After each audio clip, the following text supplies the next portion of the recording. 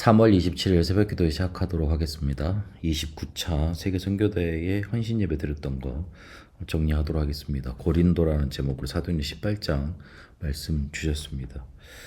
저번 주에 안류 박사원이 있었기 때문에 그거 서론에서 잠깐 정리했습니다. 제1, 2, 3 캠프에 대해서 말씀 주셨는데 일곱 망대 여정표를 계속 기도를 해라. 그리스도께서 주신 강단 메시지 아닙니까? 그래서 그거 붙잡고 계속 기도할 때 열려진다는 겁니다. 하나님이 우리에게 세계복음만을 맡기셨으니까 그거 확신하고 그 속에서 열려지는 거 그거 이렇게 인도받아 가라. 그렇게 중점을 두셔서 말씀을 주셨고 절대망대 여정 이정표의 기준이 뭐겠냐 그 부분에 대해서 강조를 하셨습니다.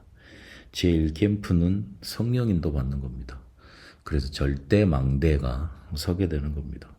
그러려면 일곱 망대 여정 이정표가 각인뿌리 체질로 들어와 있어야 되고 바뀌어져야 되는 겁니다. 그 성령 인도가 시작이기 때문에 이 시작이 바르지 않으면 그 뒤도 될 수 없는 것 아니겠습니까? 그래서 그 뒤에 일어나는 게 제2캠프입니다. 성령의 역사에 일어나서 네피림과의 전쟁하게 되는 거고 그거를 이기는 거죠. 실제로 흑암 세력은 속도가 빠르게 이렇게 계속 세상과 현장을 장악하고 있고 우리는 너무 속도가 느리기 때문에 제2캠프 절대 여정 가는 거 그게 중요하다고 그랬습니다.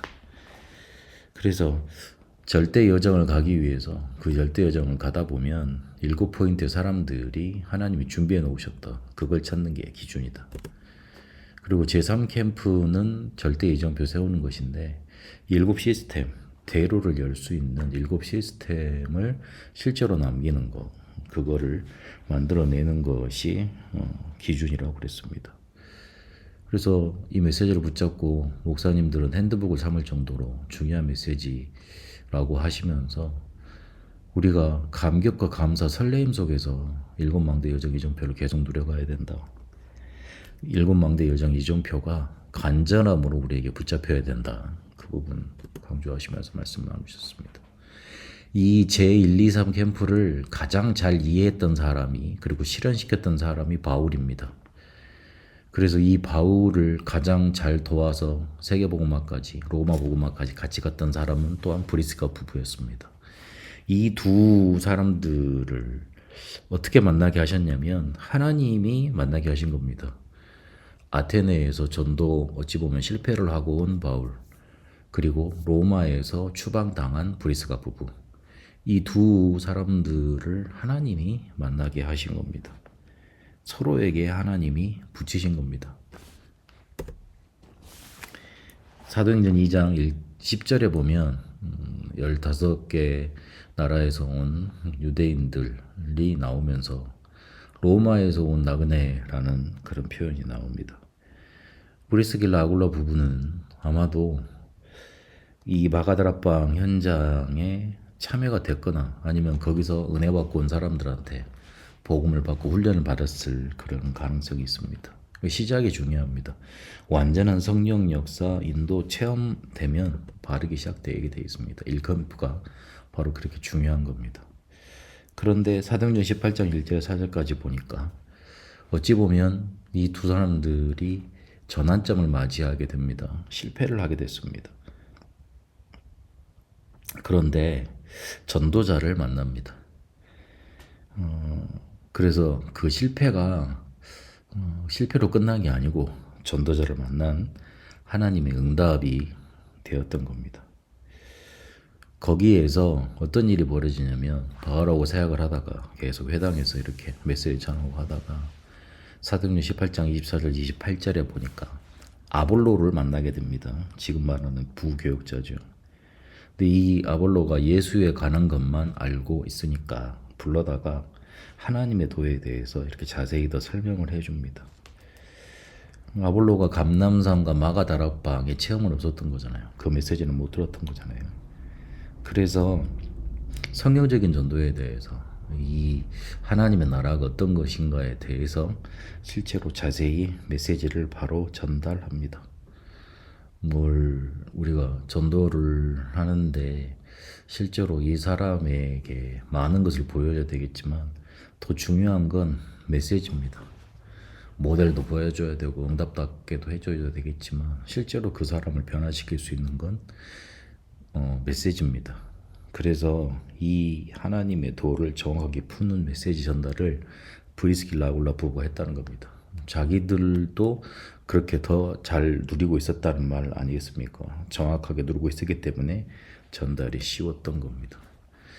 그러니 말 많은 고린도 교회에 실제로 이 사람들은 끝까지 전도 운동을 해 나갔습니다. 이 사람들은 이유 없었고 문제될 것 없었고 다른 것이 필요 없었기 때문에 그렇습니다. 그 결과와 응답으로 모든 것이 축복이고 모든 사람이 문이라는 걸 알게 됩니다. 그래서 로마서 16장 3절에서 4절까지 있는 것처럼 로마 복음화까지 하게 됩니다. 하나님은 그들의 산업을 축복하셨고 그들의 사역도 절대 이정표로 세워지도록 그렇게 축복하십니다.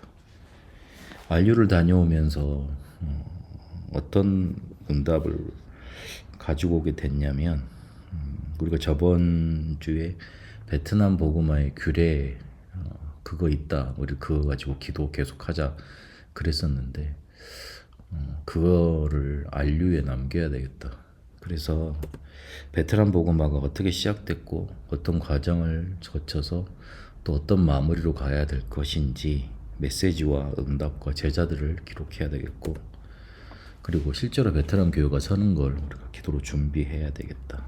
그래서 결국은 하나님이 우리를 통해서 일하시는 것을 정말로 봐야 되겠다. 말씀기도 전도 선교의 계속 릴레이와 그리고 하나님이 우리를 한 교회로 만나게 하신 이유를 그렇게 이루어야 되겠다. 그렇게 붙잡았습니다.